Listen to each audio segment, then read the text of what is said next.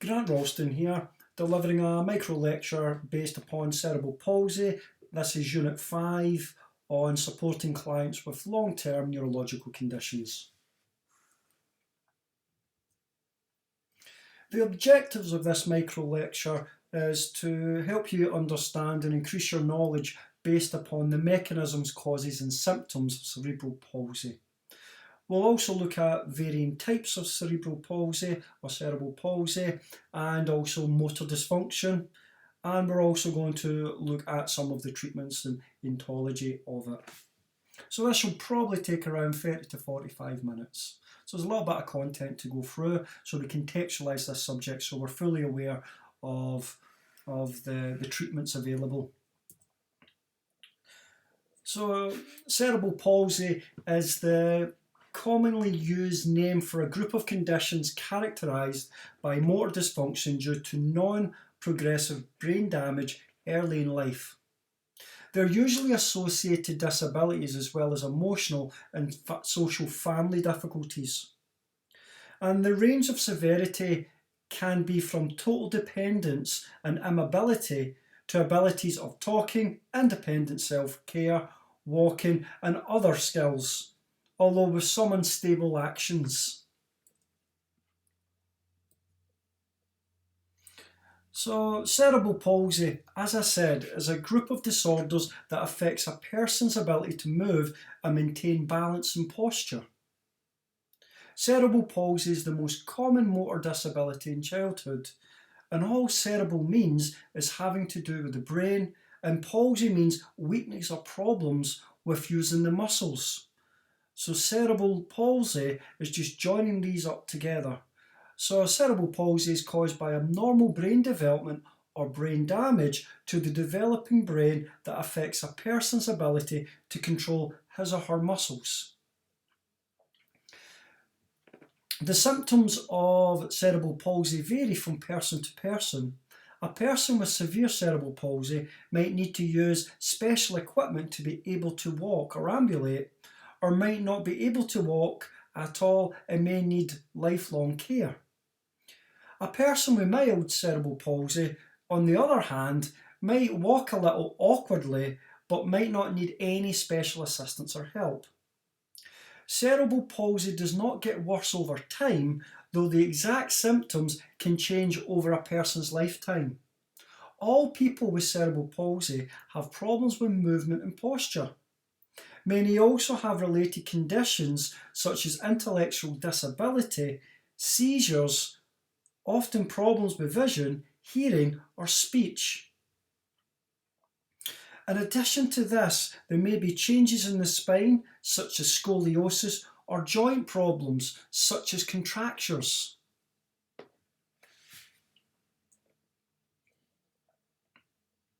So brain damage results in disorganised and delayed development of the neurological mechanisms of postural control or balance and movement. The muscles activated for these motor aspects are therefore inefficient and uncoordinated. Individuals have hypertonic or hypertonic muscles with weaknesses. And also, besides neuromuscular components, the motor dysfunction has musculoskeletal components. Therapy and treatment aims to improve postural control and movement, in addition to providing specific abnormal muscles and joints. So the motor components change both with growth and a child's development.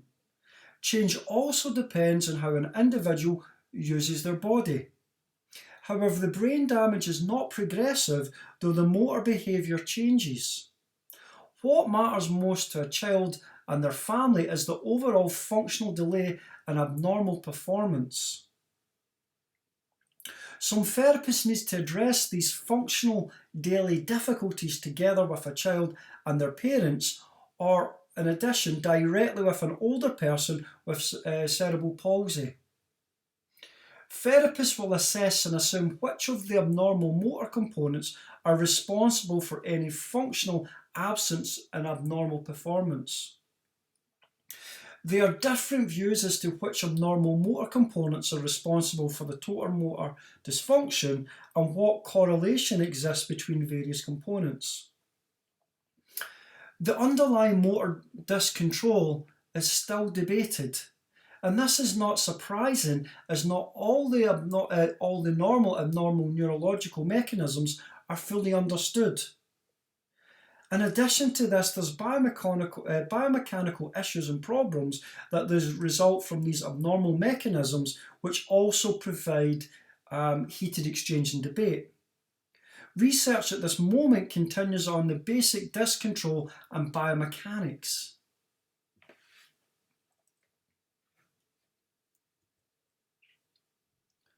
So there's various types of cerebral palsy, and it affects, in the UK, 1 in 400 babies that are born with a type of cerebral palsy, and about 1,700 new cases are reported each year. There are spastic types, aphatoid, sometimes referred to as dyskinetic types, and a rare ataxic type. There's a hypotonic type which becomes either a spastic, aphaloid, or ataxic type. Tetraplegia usually have either spasticity, dystonia, dyskinesia, hypotonia, or ataxia. Hemiplegia usually is a spastic type, often starting out hypotonic. You've got hemiaphatoids with or without dystonia are usually seen. The classifications, however, are not always clear-cut, and the therapist may have to treat impairments of one type into another type, and the predominant impairments will continue to contribute to the diagnostic type referred to therapy. What we'll do is we'll just break down the 3 or the 4 types, just so we've got a little bit more of an understanding. So spastic cerebral palsy. So hypertonus of the clasp knife variety. If the spastic muscles are stretched at a particular speed, they respond in an exaggerated fashion. They contract, blocking the movement, and this hyperactive stretch reflex may occur at the beginning, middle, or near the end of the range of movement of the muscle. There are also increased tendon jerks, occasional clonus, and other signs of upper motor neuron lesions. You've also got abnormal postures, and these are usually associated with the anti-gravity muscles, which are extensor muscles in the legs and the flexors in the arms. The abnormal postures are held by tight, shorter spastic muscle groups whose antagonists are weak or apparently weak, and that they cannot overcome the tight pull of the spastic muscles and so correct the abnormal posture. Spasticity is therefore not overemphasized as a cause. Abnormal postures appear as unfixed deformities, which may become fixed deformities or contractures. These changes in spasticity and postures may occur with excitement, fear, or anxiety, and pain, which increases muscle tension. Shifts in spasticity occur in the same affected parts of the body or from one part of the body to another. Changes in spasticity are seen with changes of position in some children. Position of the head and neck may affect the distribution of spasticity, and the latter are due to abnormal reflexes which may sometimes be found in these children. Sudden or fast movements rather than slow movements also increase the spasticity. Hypertonus may be either spasticity or rigidity, or sometimes referred to as dystonia. The overlap between the two is almost impossible to differentiate when severe, where a rigid is recognised by a plastic or continuous resistance to passive stretch throughout the full range of motion. And this lead pipe rigidity differs from spasticity, as spasticity offers resistance at a point or small part of the passive range of motion. For treatment planning, the type of hypertonus is really important, and techniques for motor development and prevention of deformity are the same. Another factor is voluntary movement. Spasticity does not necessarily mean paralysis. Voluntary motion is present and may be laboured or delayed. There may be weaknesses in the initiation of motion or during movement at different parts of its range. If spasticity is decreased or removed by the treatment of drugs, the spastic muscles may be found to be strong or may be weak. Spastic muscles may have specific structural changes due to adaptability to abnormal use or disuse. Initially, spastic muscles are, however, structurally abnormal, though not normally extendable. When spasticity is decreased, the agonists may also become stronger once they no longer have to overcome the resistance of the tight spastic muscles. However, in time these antagonists may become weak with disuse. So the groups of muscles or change of muscles used in the movement patterns are different from those used in normal children of the same age. Either the muscles which work in association with each other are stereotyped and are occasionally seen in the normal child, usually in an infantile level of movement, or the association of muscle or muscles is abnormal. For example, hip extension, abduction, internal rotation is used in creeping movements or in the push-off in walking, but many other combinations must be used during the full execution of creeping and walking. This may be possible, and a child only uses the same pattern at all times in the motor skill. Other example of a normal arm pattern is a shoulder flexion abduction with some external rotation for feeding or combing the person's hair. In the case of the child with spasticity, the arm pattern is usually flexion abduction with internal rotation and pronation of the elbow. Lastly, co-contraction of the agonist with the antagonist instead of the normal reciprocal relaxation persists in the spastic type.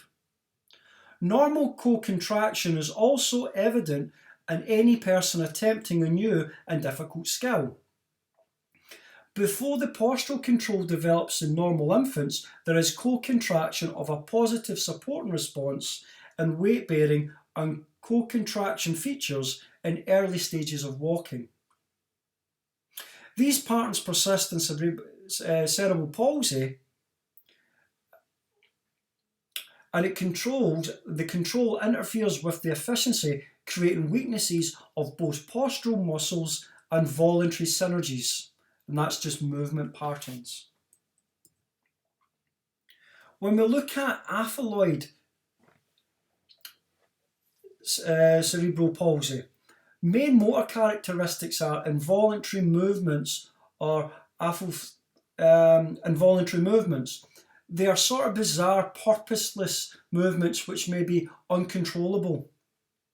The involuntary movements may be slow or actually fast, and they may be writhing, jerky, tremoring, or swiping or rotating patterns, or they may be unpatterned movements. They are present at rest in some children, and the involuntary motion is increased by excitement and any form of insecurity and the effort to make a voluntary movement or even to tackle a mental problem. Factors which decrease aphystosis are fatigue, drowsiness, fever, prone lying, or the child's attention being deeply held. Aphytosis may be present in all parts of the body, including the face and tongue. So one thing to consider, it may only appear in the hands or feet or in the proximal joints or in both distal proximal joints. Generally, child finds it difficult in being still.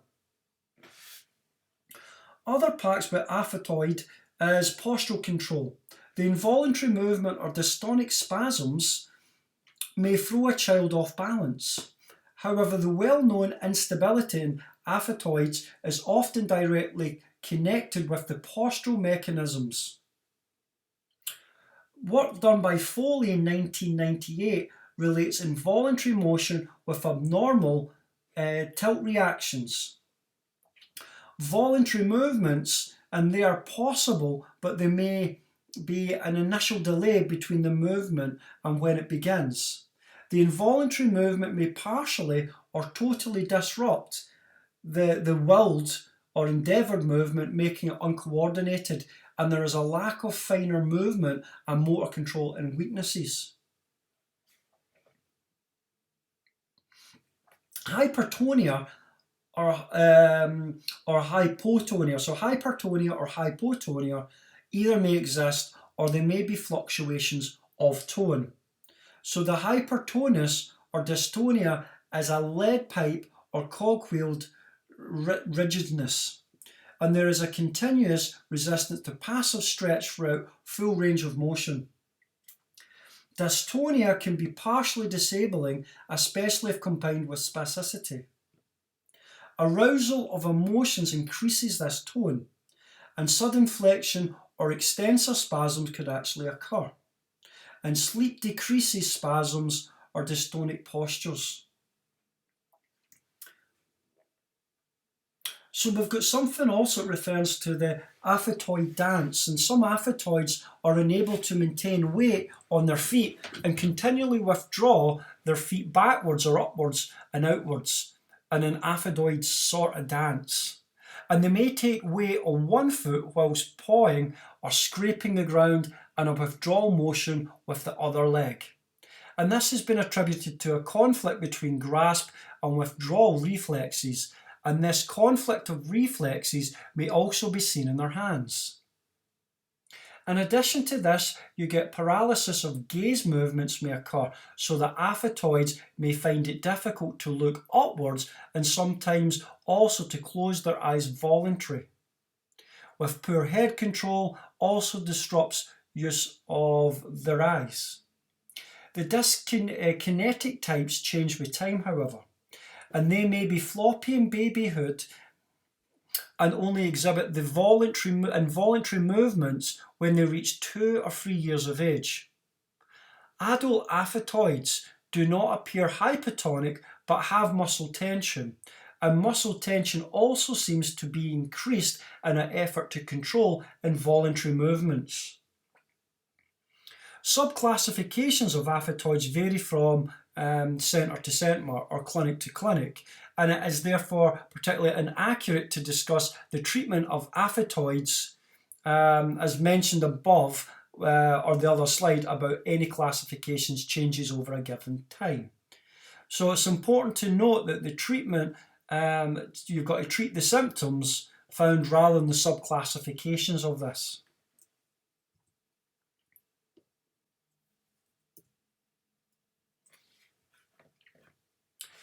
So ataxic cerebral palsy.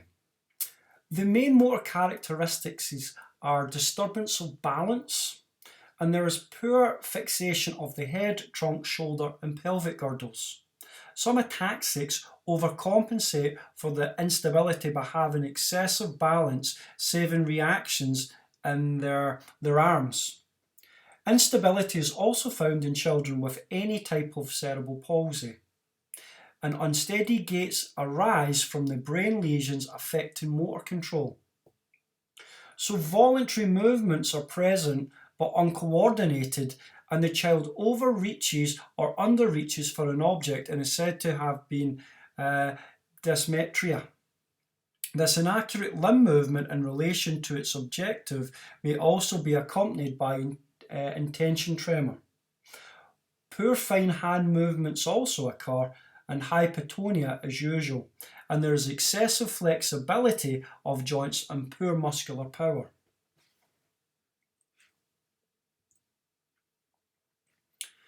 So brain damage in cerebral palsy may also be responsible for special sense defects of vision and hearing, abnormalities of speech and language, and problems with perception.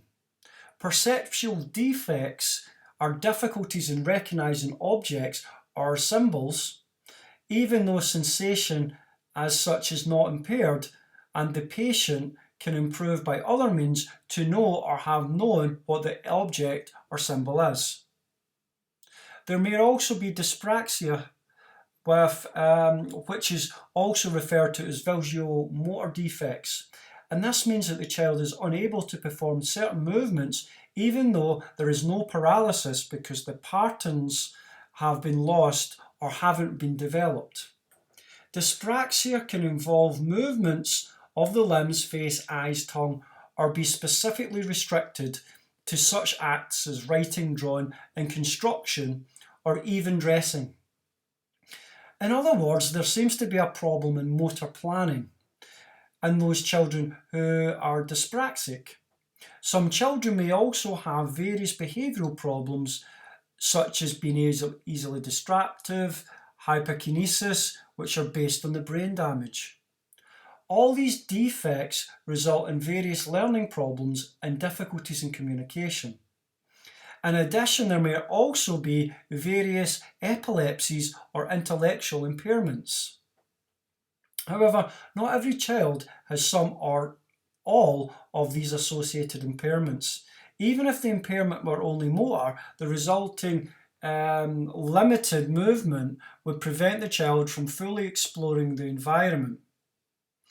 They are therefore limited in the acquisition of sensations and perceptions of everyday things. A child may then appear to have defects of perception, but these may not be due to brain damage, but because of lack of experience. And the same lack of everyday experiences actually inhibits the development of language and affects the child's speech. Their general understanding may suffer so that they appear to be intellectually retarded. And this can go so far that normal intelligence has been camouflaged treatment of cerebral palsy and motor delay by severe physical disability.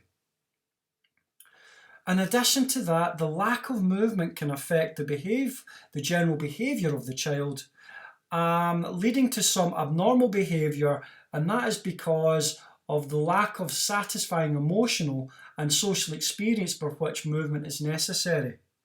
It is important for any sort of therapist then to recognise that motor function cannot be isolated from other functions, and that treating a child who's not solely physically but multiply disabled. When we look at various symptoms of cerebral palsy, they fall into various classifications. So the classifications into the types of cerebral palsy tends to obscure the fact that there are important motor features which are common to all types. For example, all cerebral palsy children are limited in their motor development. However, the symptoms of the different types of cerebral palsy, such as hypertonus and the various involuntary movements, only play a part in the disturbance of development. Limited or abnormal development of the postural balance mechanisms disturbs the motor development. Postural mechanisms are an intrinsic part of motor skills. When they are absent or abnormal, this leads to an absence or abnormal motor skills. In cerebral palsy children, floppiness of the head and trunk are also seen together with hypertonic limbs. This lack of development of the head and trunk control is usually attributed to limited motor development. But this is in effect due to limited development of the mechanisms of postural stabilization of the trunk and head. Other common features is the appearance of certain abnormal reflexes which have no relationship to any specific type of cerebral palsy. So abnormal reflexes, beside the desirable postural reactions, there are also reflexes which are undesirable. Many such pathological reflexes have been described in cerebral palsy children of all types. Diagnostic reflexes such as the tendon jerks, however, are of little relevance to treatment planning. Those reflexes which concern the therapist are some of the infantile or primitive reflexes. And these are reflexes which are presented in treatment of cerebral palsy and motor delay, the normal newborn, and which become integrated or disappear as the baby matures. In cerebral palsy children, infantile reflexes are still present long after the ages when they should have become integrated within the nervous system. Whilst there are many infantile reflexes, those of interest to us are the Moro reflex, the palmar and plantar grasp reflexes, automatic stepping, excessive neck, righting reflex, positive supporting, extensor thrust, and feeding reflexes. There are also the tonic reflexes, which are tonic labyrinthine reflexes, the asymmetrical tonic neck reflex and the symmetrical tonic neck reflexes.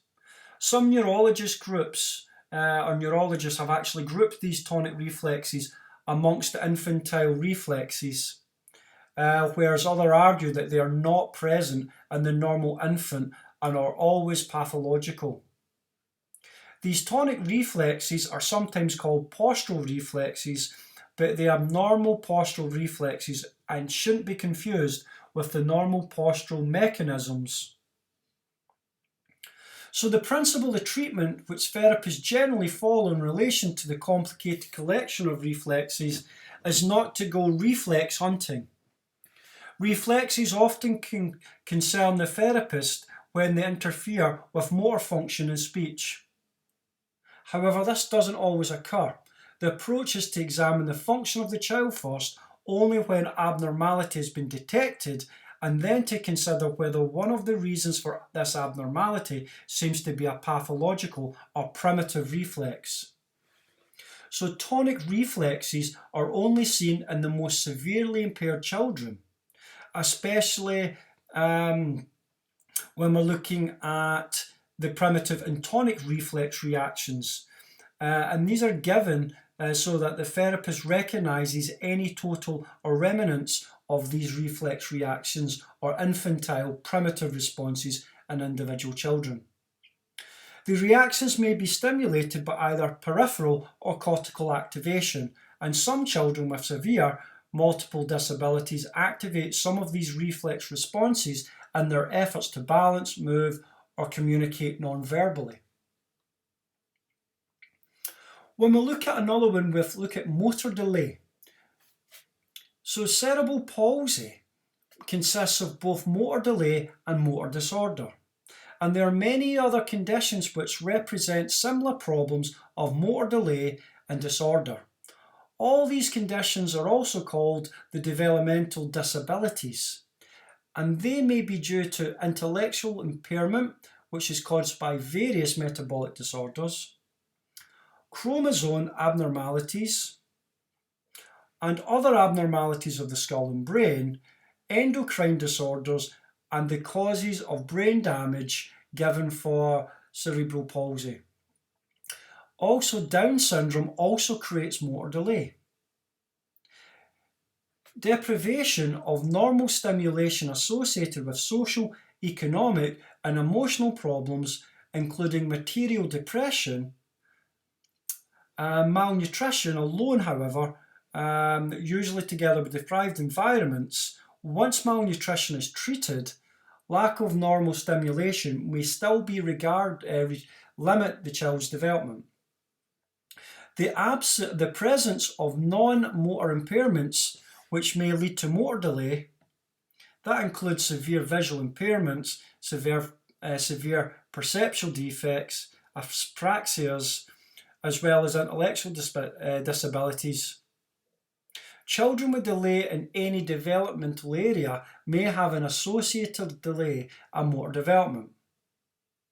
Presence of motor impairments other than the cerebral palsies, for example spina bifida, the myopathies, and various progressive neurological diseases and congenital deformities may obviously delay development. And that includes hand function has been delayed in children with spinal bifida, as well as gross motor development. Now we're almost there, and it's a lot of information to take on board and I'm aware of it, but we're just going to look at some examples of treatments. So there are many sort of treatments for cerebral palsy over the years, and although these therapeutic approaches were designed for cerebral palsy, many of them have been used for treatment of children with other conditions of the developmental delay and for adults with neurological defects. For example, when we're looking at muscle education, children with spasticity are given muscle education based on an analysis of whether muscles are spastic, weak, normal, or zero, cerebral, or atonic. Muscles antagonistically to spastic muscles are activated, and this is to obtain muscle balance between spastic muscles and their weak antagonists. Aphotoids are trained to control simple joint motion as well. So, for example, Fay, who was a neurosurgeon from Philadelphia, recommended that cerebral palsy be taught motion according to its development and evolution. He regarded ontogenic development as a recapitulation of pleiogenic development. So in general, he sort of suggested building up movements and motions from reptiles squirming to amphibians creeping type movements from mammalian reciprocal motion on all fours to the primate standing up erect. As lower animals carried out these early developments of evolutionary progression with a simple nervous system, they can similarly be carried out in the human in the absence of a normal cerebral cortex. The midbrain, pons, and medulla can also become involved in the stimulation of primitive patterns of movement and primitive reflexes which activate the handicapped or impaired parts of the body. Fay also described unlocking reflexes which reduces hypertonus. Another one is braces or calipers, and these appliances were designed and developed originally by Phelps. He described special braces or prescribed special braces to correct deformities and to obtain the upright position and to control apoptosis. The brace is extensive and worn for many years. And the children are taught to stand and step in long leg braces with pelvic bands and back supports, sometimes referred to as spinal braces. As the child progresses, the back supports are then removed, the pelvic band, and then ultimately they wear below knee irons. And the full length brace has locking joints at hips and knees so that control can be taught with them locked or unlocked. Another one we'll talk about quickly is the synergistic movement patterns. So the work by Brunstrom in 1970, who was a physical therapist, sort of premise was to produce motion by provoking primitive movement patterns or synergistic movement patterns which were observed in fetal life or immediately after pyramidal tract damage. The main features of the work were as follows. The reflex responses are used initially and later voluntary control of these reflex patterns is trained. And most of Brunstrom's therapy has been on adult hemiplegia patients. In relation to the studies on the stages of recovery of flexion and extension limb synergies, leading to finally to isolated motions. So again, they were looking at privative movement patterns to start to then relearn the motor skills.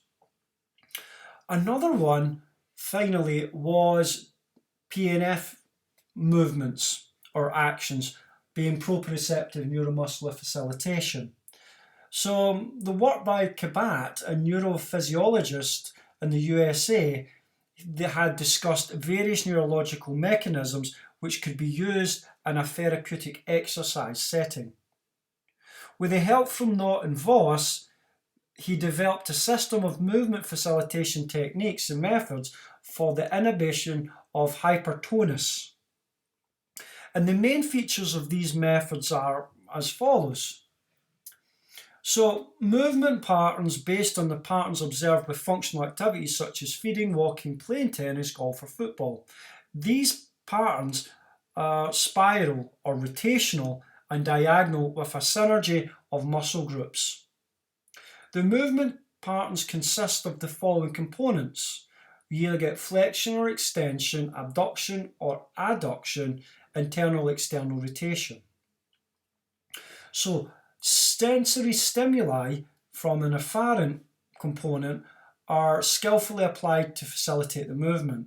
So the stimuli used is touch and pressure, traction and compression and stretch, and the proprioceptive effective muscles contracting against resistance, and auditory and visual stimuli. Resistance to motion is used to facilitate the action of the muscles, which form the components of the movement patterns. And there's varying techniques for this, and I'll just go through some of them. There's the stimulation of reflexes such as the mass flexion or extension, and one possible we've heard in the fitness session is the relaxation techniques such as the contract, relax, and hold, relax, with ice treatments are used for relaxation of hypertonus. So that would be a form of PNF stretching. And there's also other various combinations of techniques. This includes functional work or mat work involving the use of various methods above, including training rolling, creeping, crawling, walking, and various balance positions of sitting, kneeling, and standing. It's important to note that in general, most children with cerebral palsy live to be adults, and some can live for many, many decades. And adults with cerebral palsy can go on to have a full and an independent life.